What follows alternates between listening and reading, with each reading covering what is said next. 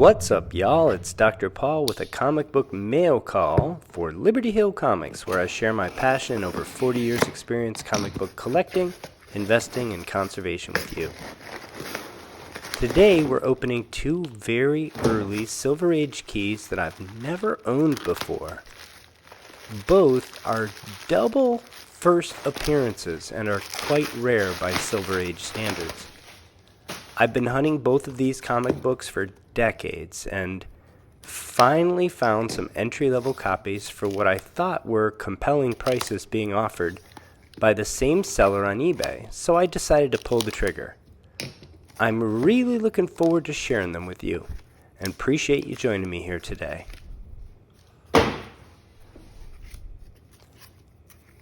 Let's just make sure we don't dox anyone.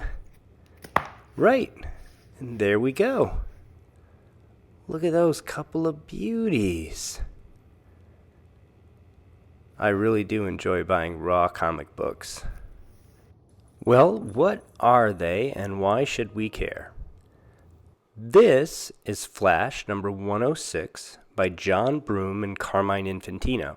It's the May 1959 issue and is only the second issue of the Flash's Silver Age series, which starts with issue number 105.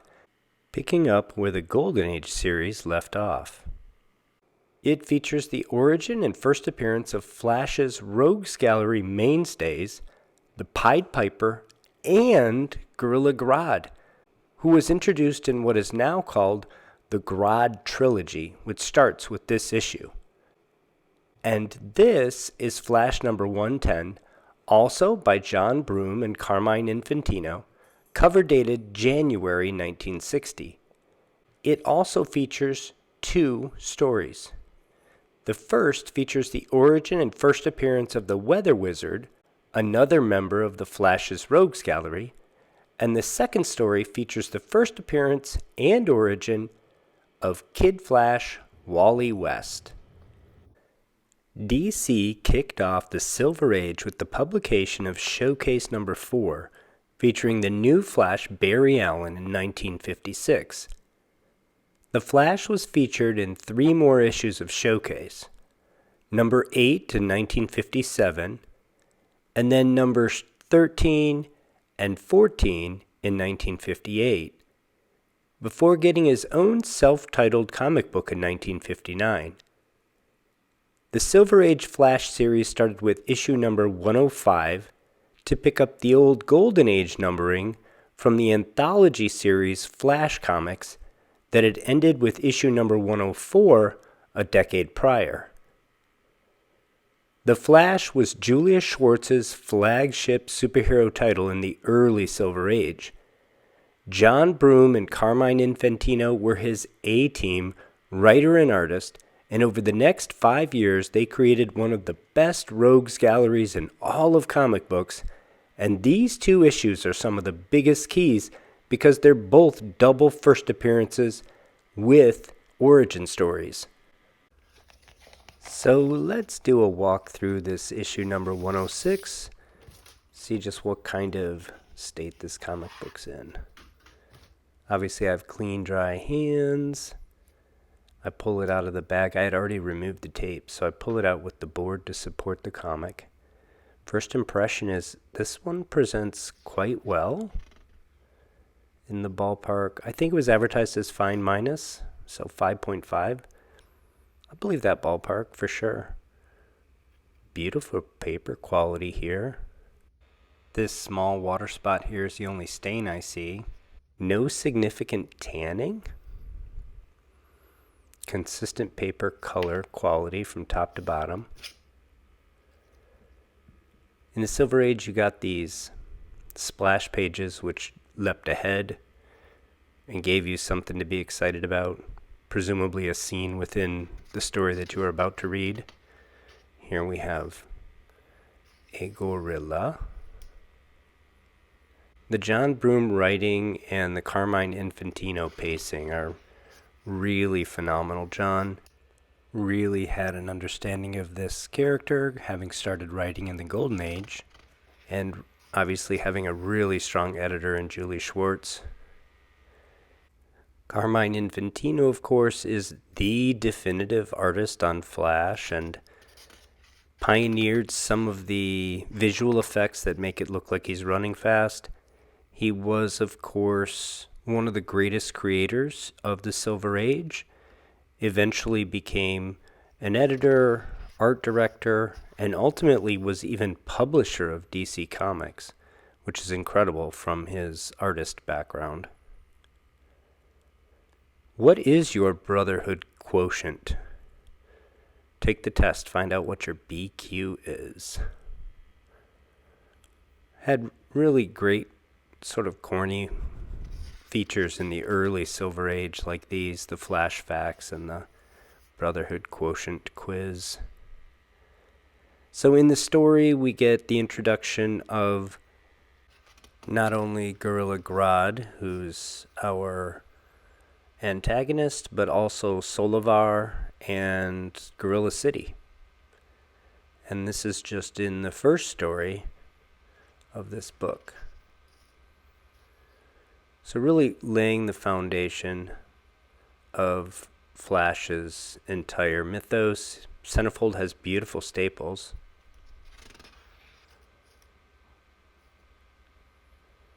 And that's the end of the first story. And then we get a little bit of filler, some text about apes, and then we get the second story, which is titled The Pied Piper of Peril, in which we get the introduction and the origin story of the Pied Piper. This is kind of unheard of, which makes it all the more amazing that we actually have two issues here, where you have two, I guess they're not full-length stories because they're not the entire length of the book, but two complete stories, each one of which has an introduction and an origin of a member, a long-standing, important member of Flash's Rogues Gallery. So this is obviously a really important book. It's the second in Flash's ongoing series, which means it's his sixth appearance in the Silver Age, I believe. Very important book. And again, great page quality. Really nice book here. Now, I did pay some money for this, so I knew that I was getting a pretty good book and would have been dissatisfied if it wasn't quite a nice book. Here's a little flaw. But overall, thrilled with this book. I think it's really nice example. This has a cover date, middle of 1959, which means it was published early 1959. Over 60-year-old paper. It's really in beautiful condition, especially considering that it's pulp and it's intended for a child's entertainment. Beautiful book. Flash number 106 is not an abundant book for a Silver Age key. There are only 418 universal copies in the CGC census, with a median grade of only 4.5. I estimate the grade of this raw copy at approximately a 5. CGC Universal 5.0 has a fair market value of $800 today in this bear market, with a 12-month trailing range of $780 to $1,000. As I said, I purchased these two comics from the same seller on eBay, and I offered $655 for this one, which means that all in, it cost me a little under $720 after taxes and shipping. To get this graded is going to cost me between $50 and $90, depending on whether I go the vintage or high value tier, which it's right on the edge of what I would push. And of course, there is a little bit of risk with the submission. I could be wrong about the grade. The book could be lost or damaged. I may have missed a flaw. So I think I paid full market value for this one. After seller's fees, I'd probably be looking at a little bit of a loss if I were to try to sell it today, unless I was surprised to the upside with the grade. But that's okay. I'm happy to pick up this really nice copy for a slight discount to fair market value of a slabbed copy It's for my personal collection. I do prefer raw books for my personal collection generally, after all, and it has a beautiful paper quality, really barely requires a clean and press, so no conservation work here. Sorry for those of you that are tuned into the channel mostly for that.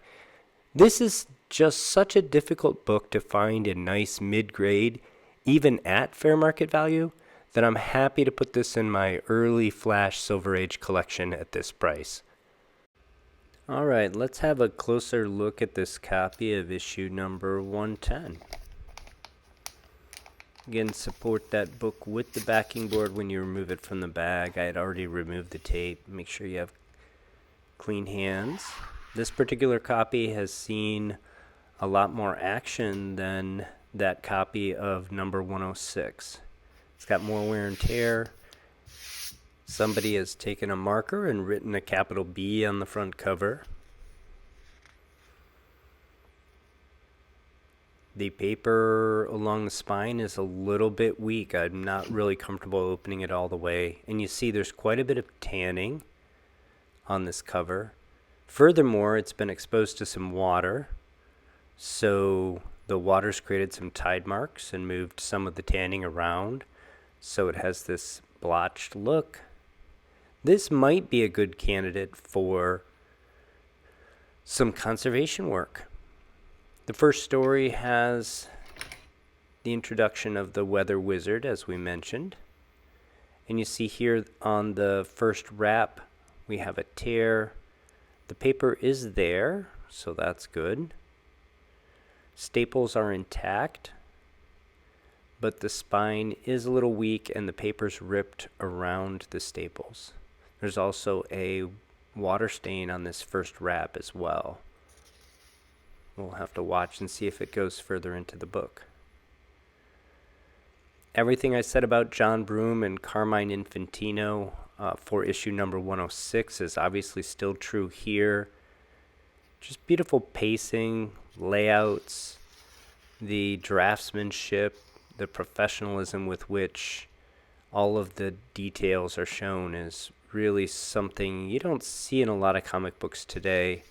He varies the panel layout and used a lot of thinner panels that go from left to right across the entire page to because it was a good way to show the Flash's speed in a larger panel, sort of a panoramic view. Classic Silver Age, you get these great pages of fun scientific facts and other things they thought boys and girls would be interested in. You also get this large gutter along the top, very reminiscent of Golden Age layouts for comic book pages. We have a little bit of rust migration into the paper here.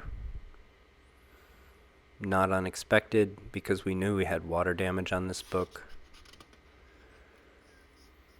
This will be the page on the right is the center fold. You can see the bottom staple has been detached from the center fold with some more rust migrations, probably an acidic staple that has sort of disintegrated the paper right there. That's pretty common. Really, these staples could be a lot worse. The paper quality is not too bad around here. Here's our splash page for the second feature, teasing Wally West, nephew of Barry Allen's main squeeze, Iris West.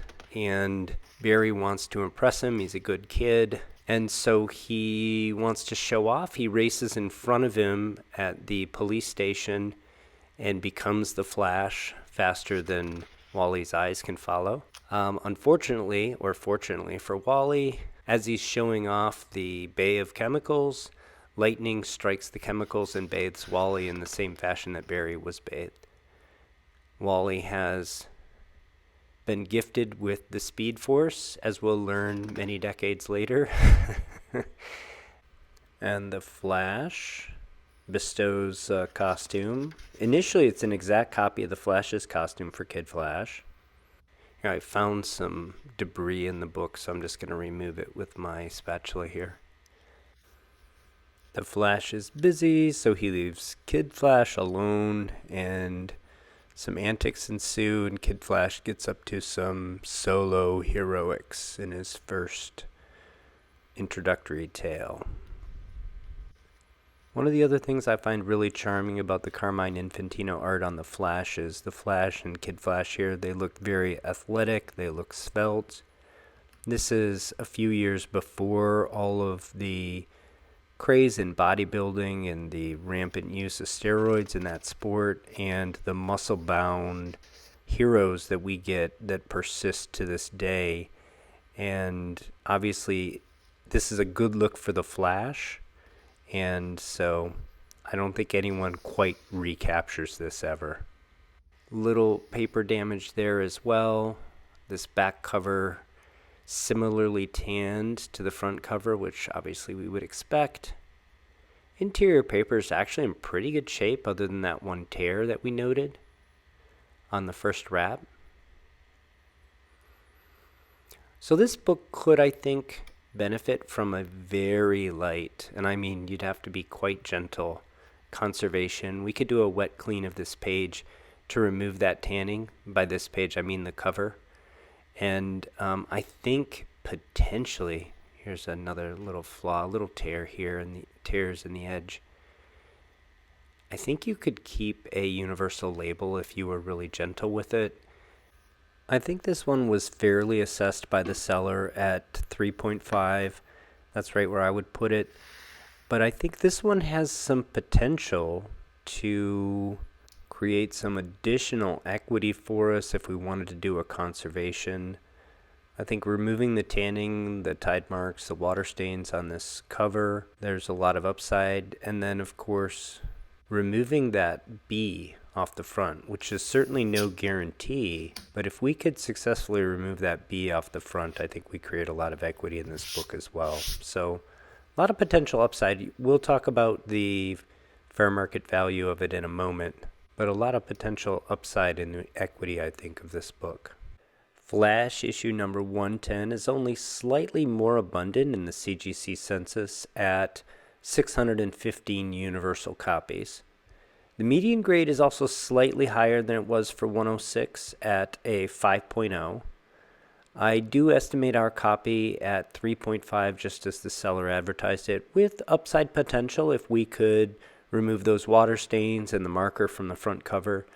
I think we may be able to get a universal 4.0 out of this or slightly higher if we wanted to go full conserved and repair those tears. A universal 3.5 of Wally West's first appearance has a fair market value of $775 today, and a 4.0 is worth about a C note more than that. I only paid $315 plus shipping and taxes, bringing my total to $350 on this one. Even with the cost of slabbing, which I think here we'd go vintage, which is only $50, I think we doubled our equity on this one without doing any work at all.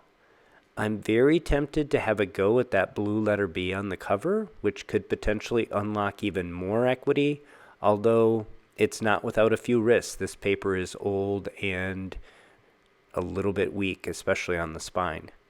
Well, we can leave that decision for another day. Today, I'm just thrilled to add these two early Silver Age Flash double first appearances to my personal collection and get 2 steps closer to a full run of Silver Age Flash. I hope you enjoyed this comic book unboxing video. Do you collect Silver Age Flash comics? How do you think I did with these 2 purchases? What would you do with that copy of number 110 if it was yours? Let me know in the comments below. If you enjoyed this video, please hit the like button and subscribe to the channel if you haven't already. Until next time, happy hunting and take care of one another.